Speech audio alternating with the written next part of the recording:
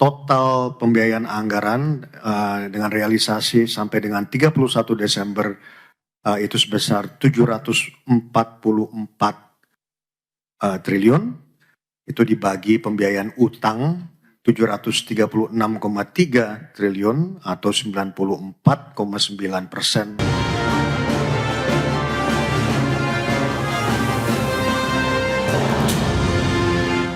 Ya, pemirsa, Undang-Undang Anggaran Pendapatan dan Belanja Negara tahun 2026 menyatakan total pembiayaan utang yang akan ditarik oleh pemerintah pada tahun 2026 ini mencapai 832,2 triliun rupiah, di mana angka tersebut meningkat sekitar 7,25% dari target penarikan utang di tahun 2025.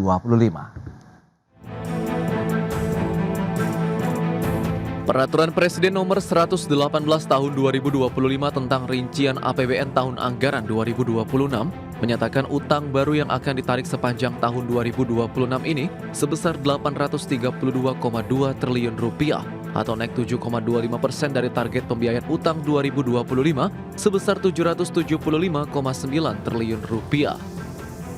Target pembiayaan utang tahun ini juga lebih tinggi dari realisasi pembiayaan utang sepanjang 2025 yang mencapai 736,3 triliun rupiah. Wakil Menteri Keuangan Thomas Jiwandono mengatakan, pembiayaan utang sepanjang 2025 yang mencapai 736,3 triliun rupiah setara dengan 94,9% dari target utang sepanjang 2025 yang sebesar 775,9 triliun rupiah. Penarikan utang ini merupakan bagian dari pembiayaan anggaran, di mana realisasi total pembiayaan anggaran adalah 744 triliun rupiah. Di sini teman-teman media kita bisa melihat dari total pembiayaan anggaran dengan realisasi sampai dengan 31 Desember itu sebesar 744 triliun. Itu dibagi pembiayaan utang 736,3 triliun atau 94,9%. Total utang yang akan ditarik pada 2026 senilai 832,2 triliun rupiah akan berasal dari penerbitan surat berharga negara sebesar 799,53 triliun rupiah dan pinjaman sebesar 32,67 triliun rupiah. Pembiayaan yang naik merupakan salah satu konsekuensi dari membengkaknya defisit APBN, di mana target defisit APBN naik dari target 616,2 triliun rupiah pada 2025 menjadi 689,15 triliun rupiah pada tahun ini. Jakarta, Tim Liputan IDX Channel. Ya, pemirsa, untuk membahas tema kita kali ini, defisit APBN melebar, pemerintah akan menambah utang di tahun 2026. Kita sudah tersambung melalui Zoom bersama dengan Bapak Danang Gerindra Wardana, Dewan Pakar Asosiasi Pengusaha Indonesia Apindo, kemudian Bapak Heri Gunawan, beliau adalah Direktur Next Indonesia Center. Langsung saja kita sapa. Halo, Pak Danang, apa kabar? Sehat, Mas Pras. Baik, terima kasih atas waktu yang disempatkan. Pak Heri, apa kabar, Pak? Baik, terima kasih Mas Pras. Baik, terima kasih juga atas waktu yang disempatkan. Tadi sudah disampaikan begitu pemerintah menargetkan defisit APBN tahun 2026 ini memang lebih rendah ya dibandingkan dengan tahun 2025 lalu. Nah, seperti yang sudah disampaikan tadi dalam Undang-Undang APBN 2026. Nah, dari hitung-hitungan Next Indonesia, target penurunan ini akankah lebih realistis, Pak, di tahun 2026 ini, Pak Heri? Ya, terima kasih Mas Pras. Yang pertama, kalau memang itu terrealisasi, itu makanya kita harus mengucapkan selamat ya kepada pemerintah. Okay. Selamat itu apa? Ini kali pertama tahun 2026, maka utang pemerintah itu mencapai 10.000 triliun. Yang selama ini selalu ada di bawah gitu ya. Nah, yang jadi persoalan kan begini Mas Pras ya. Kita ngelihat pertanyaannya itu apa? Sekarang ini persoalannya kemampuan APBN kita itu, kalau kita lihat data pemerintah sendiri, itu kemampuannya pada kecenderungan semakin melemah. Misalnya gini, ini paling gampang kita lihat indikatornya pada keseimbangan primer ya. Keseimbangan primer itu kan selisih antara penerimaan dengan belanja pemerintah tanpa memasukkan biaya pembayaran bunga utang. Nah, keseimbangan primer kita ini sekarang sudah mulai berbalik. Kalau sejak tahun 2021 sampai 2024 misalnya gitu ya, atau 2023, itu kan trennya mengalami penurunan ya, defisitnya tuh. Nah, memang keseimbangan primer kita itu memang sudah defisit sejak tahun 2012 memang. Tapi mulai tahun 2025 ini sudah mulai berbalik, membesar kembali. Nah, kalau di catatan APBN 2026 itu realisasi 2025 prognosis ya, itu sekitar 63 triliun. Jadi artinya apa? Pemerintah untuk membiayai kehidupannya sendiri saat ini itu sudah kantongnya itu sudah bolong. Jadi artinya perlu ditambal dengan pembiayaan dari utang itu. Nah, yang jadi persoalan ini memang utang itu kalau dari sisi APB, dari sisi regulasi itu masih jauh dari masalah, tidak ada masalah apa-apa. Oke. Karena rasionya terhadap PDB itu baru 40%. Ini kan baru 2 tahun kita misalkan menyentuh 40% lah ya, 2 tahun 3 tahun gitu. Nah, tapi ada risiko lain juga yang harus kita perhatikan gitu ya. Yang pertama ini juga tadi saya katakan bahwa ini adalah sejarah baru, utang pemerintah akan tembus 10.000 triliun. Nah yang kedua kita punya persoalan besar, misalnya gini, tax buoyancy kita, tax buoyancy itu kan elastisitas atau respon penerimaan pajak terhadap perubahan PDB. Itu kan normalnya kira-kira idealnya 1 lah ya.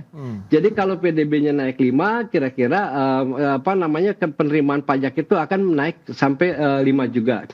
Nah, tapi persoalannya pada tahun 2025 ini catatan pemerintah ya. Itu sudah minus 0,1. Jadi artinya ini ada yang berbalik gitu loh. Jadi kalau pemerintah PDB-nya tumbuh positif, ini malah tumbuh negatif. Jadi berlawanan arah. Nah, ini persoalan sehingga ini menunjukkan ada masalah besar pada kinerja penerpajakan kita. Oke. Nah, yang ketiga, risiko yang perlu diperhatikan adalah korban dari lemahnya anggaran yang sudah terlihat adalah belanja modal. Nah, tahun 2026 itu turun 40% dibandingkan tahun 2025. Jadi dari 428 triliun yang 2025 itu kemudian sekarang dianggarkan sekitar 274 triliun. Nah, jadi saya khawatir gini, ini ada visi baru yang diterapkan oleh pengelola anggaran kita, hidup adalah untuk hari ini. Ini berbahaya nih kalau sudah sampai kayak gini. Sebab ada belanja bayar bunga terus naik, misalnya 2025 itu 514 triliun, 2026 itu sudah menjadi 599 triliun. Jadi gitu, dari sisi legal, regulasi tidak masalah, tapi ada risiko-risiko lain yang memperlihatkan, mengindikasikan bahwa kemampuan fiskal kita itu semakin melemah, Mas Pras. Oke, baik, Ya. Pak Heri. Ini menarik. Nah, lantas Pak Danang, nah kalau kita cermati dengan kondisi dari pelaku usaha, Apindo melihat begitu dengan tadi penggunaan anggaran APBN, kemudian Anda melihat bagaimana sih kinerja di tahun 2025 untuk bisa menatap tahun 2026 ini memang ini lebih challenging kah atau bagaimana dari sisi pelaku usaha melihatnya begitu, Pak Danang? Ya menurut kita sih nggak apa-apa ya. Kapasitas fiskal yang menurun itu menurut kita ya wajar-wajar aja karena akan ditambal dengan hutang ya. Tapi memang risiko buat dunia usaha memang agak mengkhawatirkan karena dunia usaha pasti akan menjadi target peningkatan revenue negara yang berupa pajak. Yang tahun kemarin kita juga shortfall kan mengalami hampir negara kekurangan pendapatan dari pajak sekitar 270-an triliun ya kalau nggak salah ya tahun kemarin. Tahun 2024 juga ya meskipun pas-pas banget gitu. Tapi artinya di tahun 2026 nanti juga akan mengalami situasi yang kami kira kenaikan pajak yang ditargetkan dari negara saat ini yang naik sekitar 400 triliun juga nggak akan tercapai. Karena iklim investasi situasi kita di saat ini tidak terlalu membaik. Begitu banyak industri kita mengalami situasi yang begitu sulit ya saat ini. Oke. Tapi di APBN 2026 kan ditargetkan kenaikan pendapatan dari pajak sekitar 400 triliun. Benar nggak Pak Heri? Yang kemarin udah shortfall 270 triliun, tahun depan dinaikkan 400 triliun. Nah ini sesuatu yang mengkhawatirkan buat dunia industri karena kita akan menjadi salah satu bagian penting untuk dikejar-kejar untuk mencapai target 2026. Tapi ini ada satu juga yang kami agak khawatir ya. Sebenarnya Kementerian Keuangan kan belum menerbitkan undang-undang APBN 2026 ya.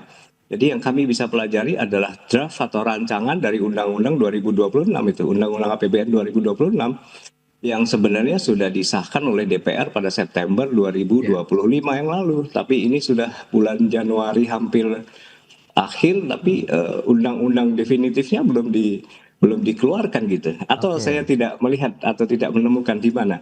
Nah, saya khawatir pemerintah juga dalam sikap yang ragu-ragu sehingga sampai sekarang masih reluctant atau khawatir untuk mempublikasikan APBN 2026 itu, Mas. Dan tentu saja ini buat dunia usaha membuat kita khawatir karena pemerintah tampak ragu-ragu dalam situasi saat ini. Oke, tapi kalau dilihat dengan likuiditas yang ada saat ini, kalau kita cermati dengan kemampuan dunia usaha ini Pak Danang, apakah Anda melihat tahun 2026 ini tantangannya dari sisi pembiayaan dan lain-lain begitu akan lebih mudah atau tidak? Mengingat kan banyak sekali likuiditas begitu yang sudah ada di perbankan kita. Apakah itu bisa dimanfaatkan sehingga kita bisa meningkatkan tadi dari sisi pendapatan atau cuan dari dunia usaha, tapi juga akan mendorong juga penerimaan negara begitu di sana, Pak Danang? Ya, hampir kalau di target APBN revenue APBN 2026 kan sekitar 3,7 ya Ya, something ya 3.700 triliun ya. Dan kalau kita lihat dari sisi pembelanjaan kan untuk belanja pembangunan menjadi sedikit pas-pasan banget gitu, sangat negatif karena belanja oke. modal itu tidak nampak dengan jelas di situ, dan belanja untuk program-program prioritas justru lebih membuat dunia usaha agak khawatir karena belanja seperti misalnya belanja untuk MBG gitu udah hampir 10% dari target APBN kita kan 335 triliun dengan APBN kita 3.700 triliun. Ini kan sesuatu yang mungkin pemerintah punya pemikiran yang berbeda dari segi strategi politik anggaran kita tahun 2026. Di sisi lain Mas Pras, Pak Heri, ada satu juga yang harus kita mendengar nanti penjelasan dari pemerintah, misalnya terkait dengan pergeseran income penerimaan negara non pajak dari misalnya dari BUMN ya. Tahun lalu BUMN kita bisa mensetor dividen kurang lebih 85 triliun.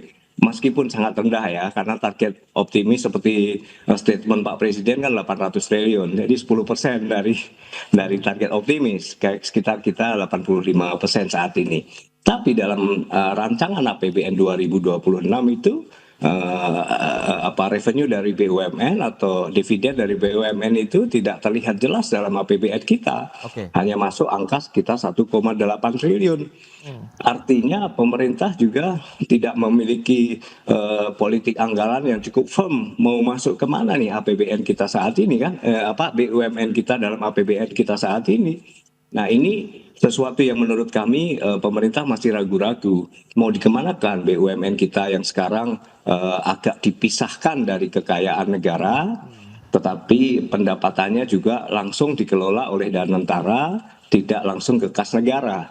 Nah, artinya apa? Dari shortfall yang dihasilkan oleh BUMN kalau mengaca pada tahun 2025 sebesar 85 triliun dan kita kehilangan angka itu pada tahun 2026. Oke. Nah, ini yang harus dijelaskan oleh pemerintah. Kita belum tahu bagaimana strategi politik anggaran pemerintah ke depan melalui Danantara ini. Ini Baik. menjadi salah satu yang menurut kami mestinya masih bisa diefektifkan Ya. daripada pemerintah menambah jumlah hutang sehingga sampai 10.000 triliun kekhawatiran Pak Heri tadi. Itu sebenarnya masih bisa mengoptimalkan pemasukan pendapatan dari BUMN kita yang sudah dikelola oleh Danantara, bukan malah memisahkan kekayaan itu ke Danantara yang dikelola secara mandiri. Baik, Pak Danang. Nah, kita akan lihat seperti apa sih kalau kita lihat dengan penarikan utang tadi, kemudian dengan target defisit di tahun 2026, menyikapi juga kondisi geopolitik ekonomi global. Kita bahas nanti di segmen berikutnya. Kita akan jeda sebentar ya Pak Danang dan juga Pak Heri. Dan pemirsa, kami akan segera kembali sesaat lagi. Ya, terima kasih Anda masih bergabung bersama kami dalam Market Review pemirsa. Dan kembali kami akan sampaikan sejumlah data untuk Anda terkait dengan realisasi dan juga target pembiayaan utang dalam APBN atau Anggaran Pendapatan Belanja Negara seperti yang bisa Anda saksikan di layar televisi Anda. Ini dia, dari tahun 2020, 2021, 22, 23, 24, 25 dan APBN 2026. Kita lihat realisasi dan target pembiayaan utangnya di tahun 2025 kemarin 736,3 triliun. Tahun 2026 ini ada kenaikan menjadi 832,2 triliun rupiah. Dan trennya ini cenderung naik dari tahun 2023 ya untuk target pembiayaan utang untuk APBN kita begitu. Dan selanjutnya kita lihat dari sisi nilai defisit APBN. Ini dia nilai defisit APBN kita. Ya masih memang mengalami defisit dalam beberapa tahun terakhir dari tahun 2019 sampai dengan 2025 negatif 695,1 triliun rupiah. Itu dia di tahun 2025. Selanjutnya, bagaimana dengan persentase defisit APBN-nya? Ya, seperti yang bisa Anda saksikan juga di tahun 2019, kemudian sampai dengan 2025.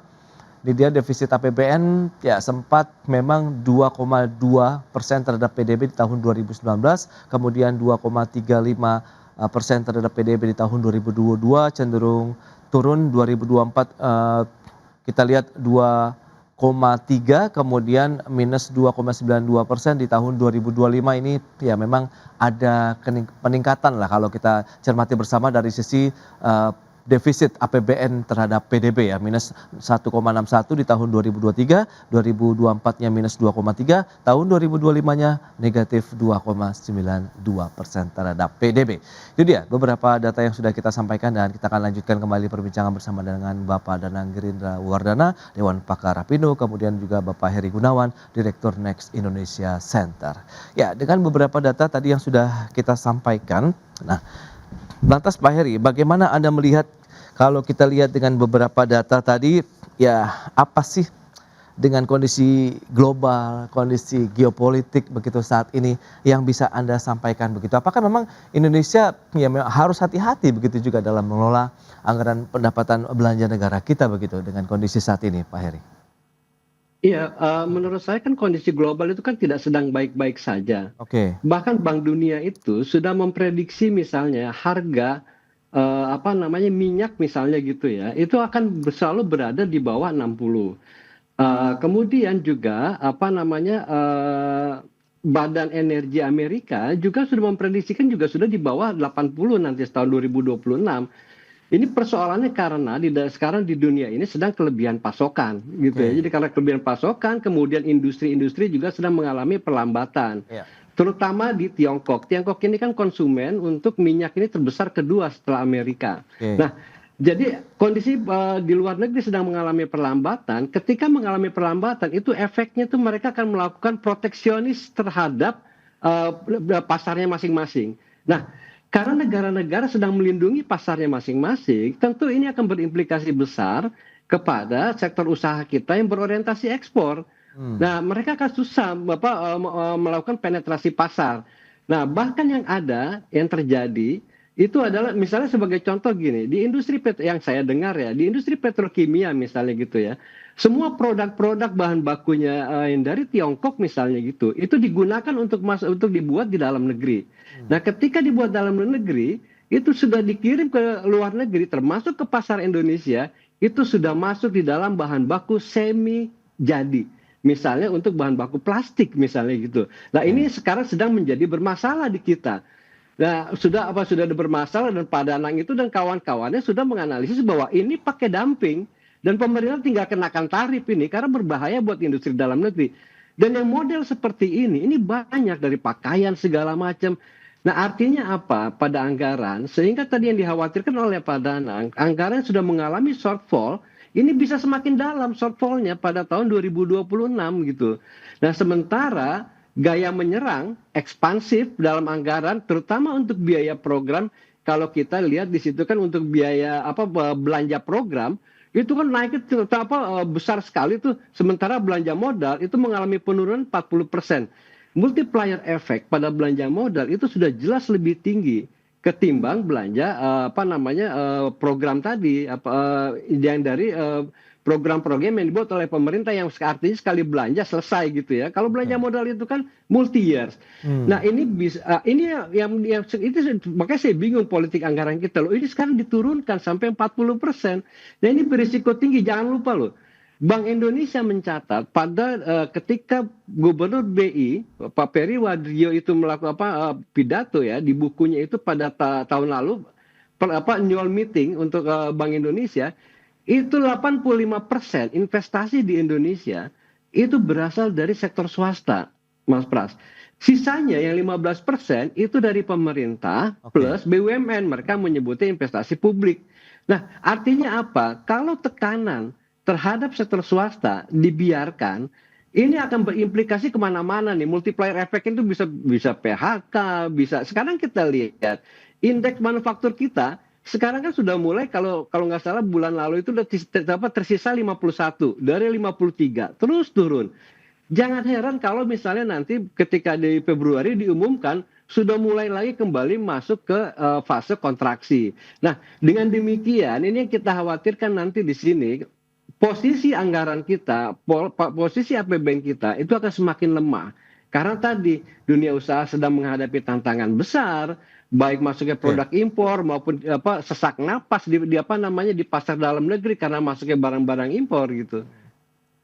Pak Heri, lantas kalau misalnya dengan langkah-langkah tadi yang sudah dilakukan begitu, dengan adanya pinjaman yang akan dilakukan untuk bisa menutup defisit, apakah nanti ujung-ujungnya akan bermuara juga pada aktivitas ataupun geliat ekonomi di dalam negeri pada tahun 2026 ini, Pak Heri? Nah, saya lihat pembiayaan itu kan untuk menambal belanja program dari pemerintah, bukan belanja modal. Itu yang jadi persoalan. Yang menurut saya harus dikejar, menurut saya itu adalah belanja modal. Baik. Nah, dan jauh lebih penting lagi gini, itu tadi menarik ya soal disampaikan oleh Pak Danang sebelum itu terkait dengan BUMN. Nah, ini kan kita sekarang udah punya sovereign wealth fund yang namanya Danantara. Nah, bagaimana pembagian tugas antara pemerintah dengan Danantara itu saat ini menurut saya belum jelas. Kecuali hanya satu hal, seluruh dividen itu diambil oleh Danantara dan dikelola oleh Danantara. Pembagian tugas yang saya maksud itu adalah begini, Temasek dan GIC itu SWF-nya Singapura itu mengambil alih 20% dari total program pemerintah. Rata-rata seperti itu, terutama waktu COVID. Jadi ada banyak beberapa program pemerintah itu yang langsung ditangani oleh SWF. Oke. Jadi ibaratnya gini, pemerintah punya program, ya serahin dong BUMN. Kan di situ ada dana pemerintah. Jangan sampai BUMN dalam hal ini Danantara misalnya, mereka bisa menerima PMN, tapi dividennya diambil oleh Danantara. Ya kan nggak fair. Oke. Kayak gitu. Ya ini kira-kira gitu apa Mas Pras. Terima kasih. Baik. Pak Danang, terakhir menurut Anda bagaimana dengan kebijakan ataupun ruang fiskal yang tersedia akhirnya Pak di tahun 2026 ini untuk bisa mendorong sektor usaha juga begitu? Ya, masih di mute Pak Danang. Ya, terima kasih. Jadi kita sih pesimis ya kalau pemerintah memiliki kebijakan fiskal untuk mendorong industri ya. Kemarin kita juga sudah meminta pemerintah untuk memberikan kredit lunak untuk industri padat karya, tapi sampai sekarang pemerintah juga tidak bergeming gitu. Artinya ada banyak hal yang pemerintah masih belum bisa melakukan sebuah intervensi kebijakan terhadap industri-industri kita di Indonesia dalam negeri yang saat ini masih mengalami situasi pengurangan ya. Jadi proses apa yang terjadi dalam industri kita masih begitu nampak deindustrialisasi secara prematur terjadi. Dan kita juga sering nagih kok pemerintah hasil dari insentif yang diberikan kepada industri otomotif elektrik kemarin gimana?